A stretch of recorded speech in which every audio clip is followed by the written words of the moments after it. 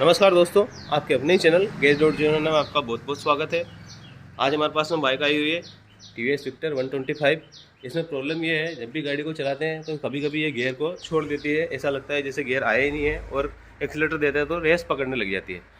तो इसमें हमें जो प्रॉब्लम लगी है उसके लिए हम इसका क्लच का कवर खोलेंगे, और इसके अंदर जो गियर स्टॉपर पत्ती होती है, मेरे हिसाब से वो प्रॉब्लम होगी। तो इसलिए मैं इसको खोल के आपको चेक कराता हूँ कि प्रॉब्लम कहाँ मिलती है। देखते हैं, खोलते हैं इसको, फिर आपको चेक कराते हैं।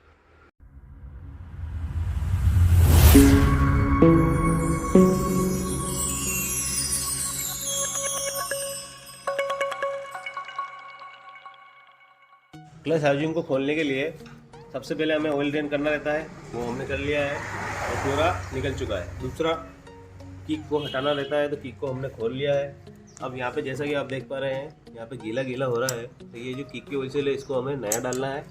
वापस ऊपर की तरफ जो क्लच की केबल कनेक्ट रहती है उसको भी हमने डिसकनेक्ट कर दिया है। अब हमें क्या करना है, 8 mm के जितने भी बोल्ट हैं उन सभी को खोलना है। खोलते हैं इनको, फिर देखते हैं अंदर प्रॉब्लम कहाँ है।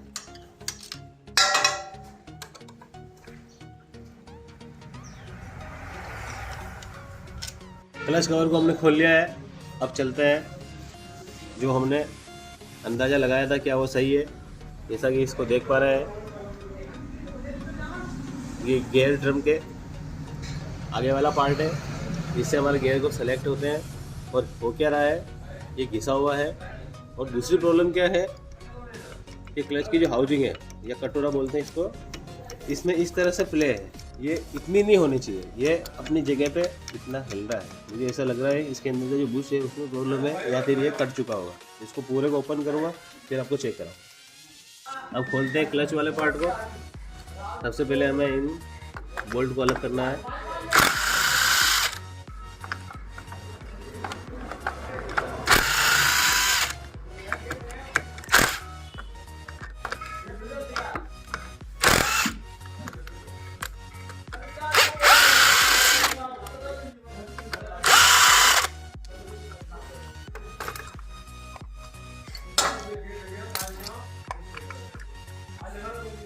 अब इस नट को खोलेंगे।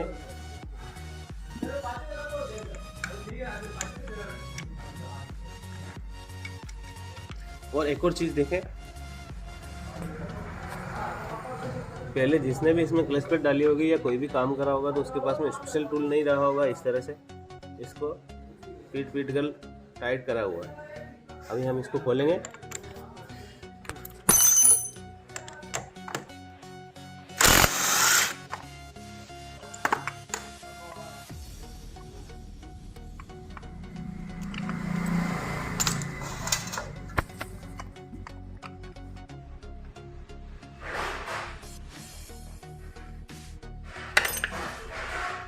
अब हमारी प्रॉब्लम ये है, ये यहाँ पे जो लूजनेस है इसमें, ये इतनी नहीं रहनी चाहिए। निकालते हैं इसको भी बाहर, देखते हैं क्या कमी है।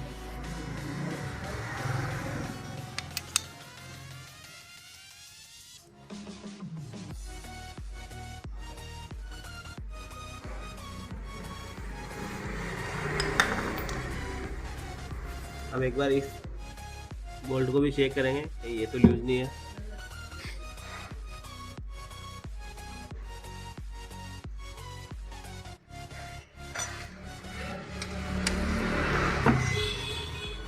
ये एकदम परफेक्ट टाइट है, बस थोड़ा सा लूज है। दिक्कत इसमें यही है, इस क्लच कटोरे में क्या है, यही रगड़ खा के चल रहा है। जैसा कि हम देख पा रहे हैं, पीछे जो इसके रगड़ के निशान है, आधा पार्ट तो क्या है इसमें ब्लैक है, आधा पार्ट चमकीला है। ये क्या हो रहा है, इस पर रगड़ मार रहा है, जिससे क्या हो रहा है, सही तरह से हमारे गियर सेलेक्ट नहीं हो पा रहे हैं। प्रॉब्लम इसी के अंदर है। करते हैं इसको, या तो इसको नया लाएंगे या फिर इसके अंदर बूस्ट डालना है, जो भी काम है पहले लाते हैं, फिर आपको चेक कराएं। गियर स्टॉपर की जो पत्ती होती है उसको हमने खोला है। खोलने के बाद जब देखा, ये जो पिनें लगी हुई है 5, इनके निशान इस पर आ चुके हैं, मतलब ये हद से ज़्यादा दबाव बना होगा। और इसकी थिकनेस कितनी रहती है, तो ये आधा कट चुका है। और दूसरी चीज़ ये है, इसमें बेंड भी है। तो एक तो ये नया लाएंगे, दूसरा स्टॉपर पत्ती को नया लाना है, ये भी घिसी हुई है क्योंकि देखो दब के चल रही थी, इसलिए इसको नया डालना आवश्यक है। और सबसे बड़ी प्रॉब्लम क्या है, टीवीएस की जितनी भी गाड़ियाँ होती है उसमें क्या होता है, एक वाशर होता है यहाँ पे और एक कट वाला वाशर होता है जो इसको लॉक करता है, जिससे क्या होता है ये बाहर नहीं आएगा।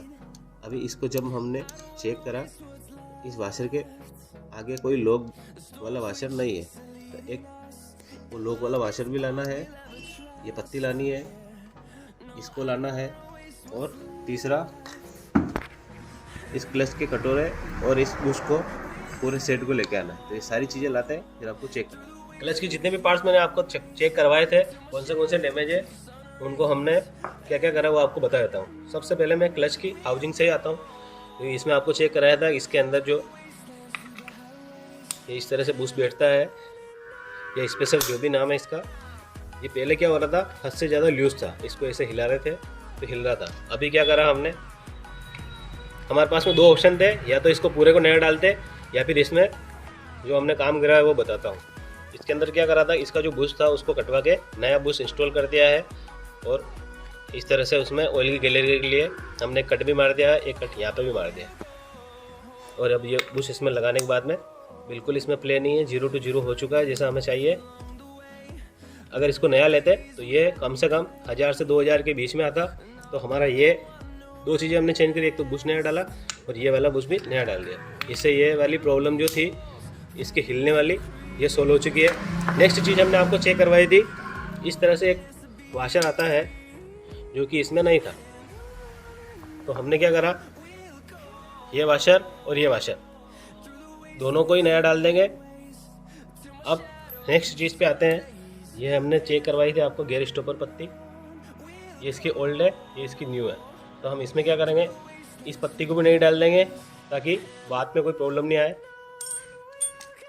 बची इसकी बात, तो ये हमें नया नहीं मिला, और इसमें क्या है, इसका काम रहता है ओनली फॉर इन 5 पिनों को होल्ड करने का।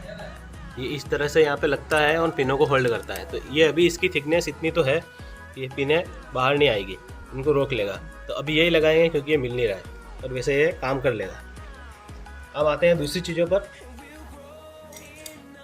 इसमें क्या है, क्लच प्लेट और प्रेशर प्लेट भी हम नहीं डाल रहे हैं, और वो भी मैं बताता हूँ क्यों डाल रहे हैं। तो ये इसकी जो क्लच प्लेटें थी, ये हीरो आपको दिख रहा होगा, गाड़ी अपनी विक्टर है, इसमें हीरो की क्लच प्लेटें डाल रखी है। यहाँ हीरो वापस आया है, इस तरह से ये जो क्लच प्लेटें है ये हीरो की है, और प्रेशर प्लेटें भी हीरो की ही थी।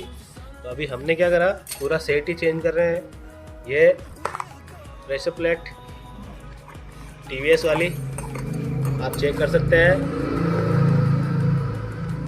Phoenix Victor city plus. अब आते हैं क्लच प्लेट की तरफ, जो कि लिखा हुआ है फोइनिक्स विक्टर सिटी। अब देखते हैं इसके अंदर कौन सी निकलेगी। तो इसके अंदर ये देखिए मकीनों की निकलती है। अब ये सारी चीज़ें इसमें इंस्टॉल करेंगे, बारी बारी से आपको एक एक चीज़ चेक करवाएंगे। सबसे पहले हम लगाएंगे इसमें यहाँ पे वाशर, फिर लगाएंगे स्टॉपर पत्ती को, फिर इस बोल्ट को, फिर क्लच को फिट करेंगे। करते हैं हम दोनों वाशर को फिट करने से। ये वाशर जो है, सबसे पहले हमें इस वाशर को लगाना है, ये इस तरह से अंदर बिठा देना है इसे। ये अंदर जब पूरा चला जाए तब इसको थोड़ा सा घुमाएंगे। घुमाने के लिए भी ये 2 कट दे रखे हैं।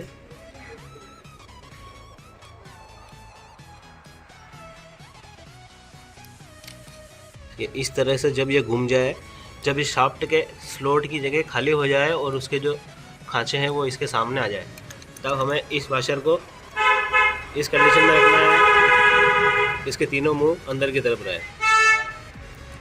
ऐसे ये बैठ गया है। अब ये हमारी फिटिंग परफेक्ट है।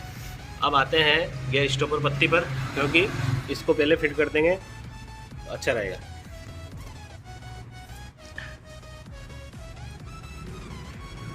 जैसा कि मैंने आपको चेक करवाया था, ये ओल्ड है और ये न्यू है। इसको लगाने से पहले हमें कौन सी चीज़ें चाहिए वो मैं पहले अरेंज कर लेता हूँ, फिर आपको समझाता हूँ। अब नेक्स्ट चीज़ है स्टॉपर पत्ती को लगाना। इसमें क्या है, इस तरह से 12 mm का एक बोल्ट लगेगा, फिर ये एक वाशर लगेगा ऐसे, ठीक है। फिर हमें स्प्रिंग को लगाना है यूँ, और इसको हमें इसकी जगह सेट करना है। तो इसको इस तरीके से यहाँ पे टाइट करेंगे। अभी मैं हाथ से टाइट कर देता हूँ, फिर स्पैनर से कर दूँगा।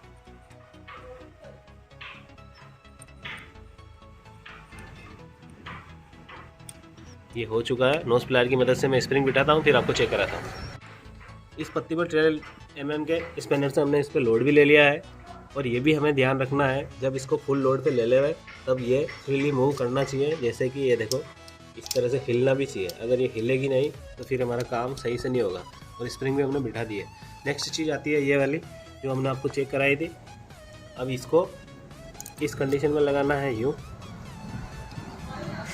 और फिर इसके स्क्रू को टाइट करके फिर आपको चेक करवाता हूँ। इसको भी हमने पूरा लोड पे टाइट कर लिया है। अब यहीं पे मैं आपको चेक करवा देता हूँ ये कैसे काम करता है। और पहले क्या प्रॉब्लम हो रही थी, हाउसिंग घूम रहा था और ये बाहर, ये इसकी जगह परफेक्ट था, पर हाउसिंग में हमारे क्या था, बैंड था, बुश कटा हुआ था जिससे हिल रहा था, तो इसको रोक रहा था बार बार। अब क्या है, जब भी हम गियर चेंज करेंगे इस तरह से हमारे गियर सेलेक्ट होते रहेंगे और वापस निकालेंगे, तब इस तरीके से वापस निकल जाएंगे और ये हमारी गाड़ी न्यूट्रल हो गई है। अब करेंगे दूसरी फिटिंग। जैसा कि हमें क्लच को बिठाना है, तो ये हाउसिंग जो है इस तरह से इसमें बिठा देंगे। फिर हमें इस बुश को बिठाना है, तो अभी यहाँ पे थोड़ा ल्यूब डालेंगे। क्लच की हाउसिंग को बिठा दिया है, बुश को भी बिठा दिया है। अब आपको चेक करवाता हूँ पहले क्या प्रॉब्लम थी और अब समाधान हुआ कि नहीं हुआ। देखो पहले क्या हो रहा था, जब इसको हिला रहे थे तो ये हद से ज़्यादा हिल रहा था। इतना हिल रहा था कि ये पीछे इस पर टच हो रहा था और इसको इसने खा लिया था। मतलब ये कट के जो निशान है इसी के रगड़ से हो रहे थे। अब ये हमारा जो है एकदम परफेक्ट है। इसको घुमा रहे हैं तो बिल्कुल कहीं पे टच नहीं हो रहा है। अब करते हैं क्लच की फिटिंग। ये क्लच प्लेट, प्रेशर प्लेट और क्लच सेंटर हब पूरा कंप्लीट है हमारा। बिठाएंगे इसको अंदर।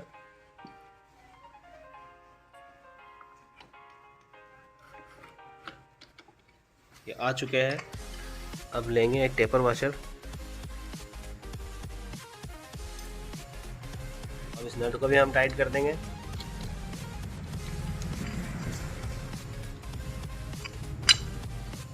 लेंगे इनको पूरा लोड, फिर आपको लास्ट में चेक करवाते हैं। सारी चीज़ें हमने परफेक्ट लॉक कर दी है, जितनी इनकी टॉर्क होती है उस टॉर्क पर। अब हम क्या करेंगे, पैकिंग लगाएंगे क्लच का और फिर इसके कवर को लगा देंगे। ये इसका पैकिंग है। सारी चीज़ें फिट करेंगे, फिर आपको स्टार्ट करके चेक करवा देंगे। क्लच को और फिट कर दिया है, क्लच की केबल को भी वापस सेट कर दिया है। पूरी गाड़ी रनिंग कंडीशन में आ चुकी है। अब मैं आपको इसको चेक करवाता हूँ। पहले क्या प्रॉब्लम थी, हम समय के अभाव के कारण आपको चेक नहीं करवा सके। होता क्या था, जब भी इसमें गियर डालते थे गियर सेलेक्ट नहीं होते थे, गाड़ी चल नहीं पाती थी। ऐसा लगता था जैसे इसका इंजन खोलना पड़ेगा। और जो सारी प्रॉब्लम है हमने आपको इस वीडियो में क्लियर करी है, इसमें क्या क्या पार्ट्स डैमेज थे और हमने कितने लो बजट में इसको तैयार करा। अब इसको स्टार्ट करता हूँ और खड़ी गाड़ी में आपको गियर डालूंगा, वापस निकालूंगा, सारी चीज़ें बताऊँगा। करते हैं स्टार्ट। जैसा कि गाड़ी स्टार्ट हो चुकी है, अब इसमें गियर सेलेक्ट करता हूँ। आप पहिए की तरफ देखेंगे, कैमरा है, first gear, second, third, fourth. अब मैं एक्सीलरेटर लेता हूँ। कोई इसमें एक्स्ट्रा नॉइज तो नहीं आ रही है, वो भी आपको चेक करवा देता हूँ।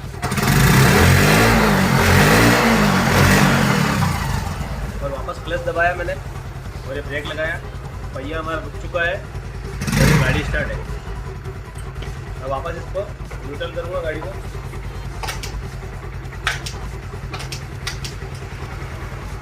हमारी गाड़ी न्यूट्रल है। अभी मैंने इस वीडियो के माध्यम से आपको यही समझाना चाहा, जो हमने इसमें काम करा है उसमें क्या हम चाहते तो इसमें क्लच के कटोरे को पूरे को चेंज कर सकते थे, पर हमने उसको चेंज नहीं करा। उसका बुश बनवाया और उसके पीछे नीचे जो एक और बुश लगता है, दोनों को नया डाला और हमारा काम एकदम 101% ओके रिपोर्ट हो चुका है। ऐसा काम आप भी कर सकते हो या फिर किसी से करवा सकते हो। इसी प्रकार के टेक्निकल वीडियो देखने के लिए बने रहे हमारे चैनल के साथ। लाइक, शेयर, सब्सक्राइब और आपका कीमती सुझाव कमेंट बॉक्स में देते रहें। धन्यवाद।